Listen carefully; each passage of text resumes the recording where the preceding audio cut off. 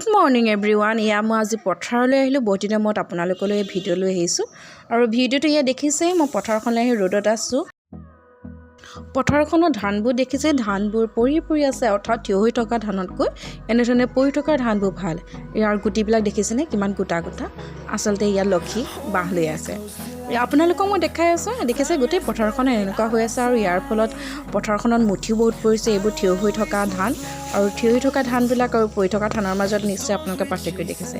ইয়াৰ বিয়লি বেলাত ধান দাৱনীয়ে ৰখাৰ পিছত ইয়াৰ ধানবোৰ কঢ়িয়াইছে ঘৰলৈ। ভাল লাগে, অতিশয় ভাল লাগে দৃশ্যটো। আৰু পশ্চিমত বেলিটো ডুব যাবলৈ হৈ গ'ল আৰু আমিও ঘৰলৈ উভতিবলৈ হৈ গ'ল। সময়বোৰ আচলতে কেনেকৈ যে আমি গমেই নাপাওঁ। পথাৰলৈ গ'লে, পথাৰত কাম কৰিলে আচলতে এইবোৰ অসমীয়া আমেজবোৰ বৰ সুকীয়া। এয়াহে আজিলৈ, বাই বাই।